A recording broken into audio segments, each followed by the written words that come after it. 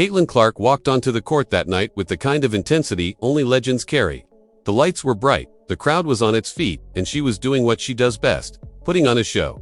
The Fever were in a dogfight.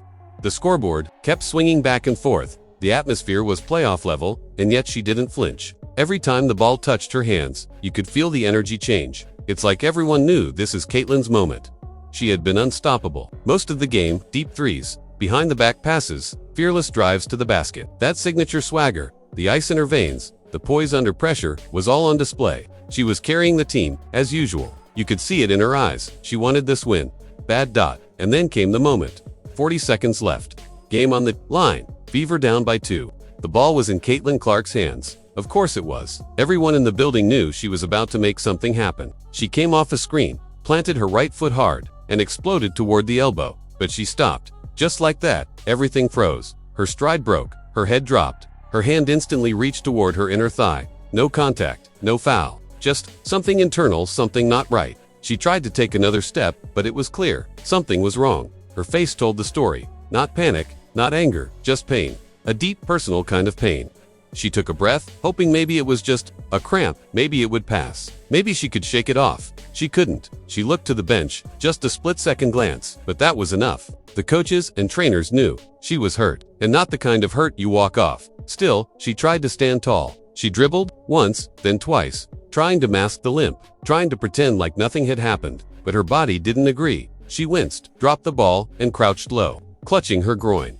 The same injury, the same spot, the same pain she thought she had overcome, the same groin strain that followed her through her senior year at Iowa, the one she pushed through during March Madness, the one they managed carefully through training camp and preseason. It never fully went away. She just learned to play through it, until now. This time it said enough. She sat down on the hardwood, her legs stretched in front of her. She leaned forward, head buried in her hands. She wasn't screaming, but the tears had already started. You could see it. This wasn't just physical, it was heartbreak. The arena fell silent. Fans who had been screaming just moments ago were now holding their breath. Trainers ran out, but Caitlin waved them off at first. She didn't want to be helped. Not yet. She was still trying to find some miracle in her mind, some way this wouldn't be real, but it was. The coaches came. The cameras zoomed in. Her face was red, her eyes glassy. She looked down, shaking her head. She kept mouthing something under her breath. No one could hear it clearly, but people in the front row said it looked like she was saying, "Not again." That hit hard. Not again. Because, for her, this wasn't just an injury. It was a nightmare coming back. She knew how this story goes. The weeks of rehab, the missed games, the questions, the criticism, the constant battle to prove she's not just a star, she's durable. She's built for this league, and now, here she was, on the floor, in tears, 40 seconds away from a clutch finish, and instead, she couldn't even stand up. Eventually, she had no choice. The trainers lifted her to her feet. She limped, barely able to put pressure on that leg. And as she was escorted toward the tunnel, she looked around the arena. Some fans were crying too. People who had come just to see her. Fans wearing her jersey. Young girls holding signs that said Clark 22. Everyone was in shock.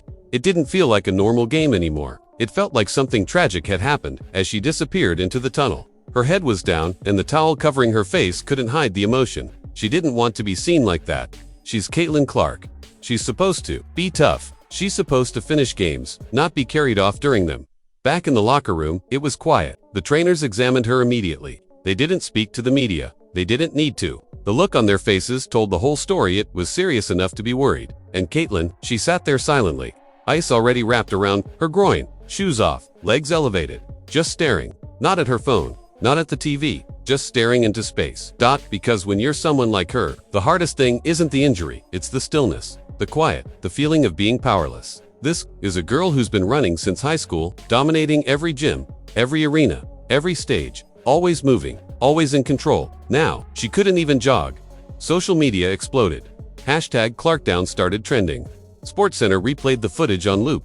Analysts speculated whether she'd be out for a week, a month, or longer. Some blamed the Fever coaching staff for overplaying her. Others blamed the league's rough style, but none of it mattered to her in that moment. All she cared about was getting back, because Caitlin Clark is not built to sit on the sidelines. She thrives in the chaos. In the big moments when the game is tied and the pressure is crushing. That's where she lives. To her, the court isn't just a workplace, her sanctuary, her safe place, her escape.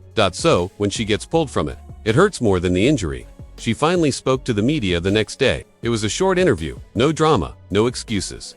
She thanked the fans, said she was day-to-day, smiled a little, but you could tell her heart was still on that court. One reporter asked her if she cried because of the pain. She shook her head. No, she said. I cried because I knew what this could mean. That says everything. She's not scared of pain. She's scared of missing the moments that matter. But here's the thing about Caitlin Clark. She doesn't quit. Ever. She came back after losses. Came back after criticism. Came back after being left off Olympic rosters. She came back stronger every time someone said she wasn't good enough, tough enough, ready enough. And she come back from this. The timeline is uncertain.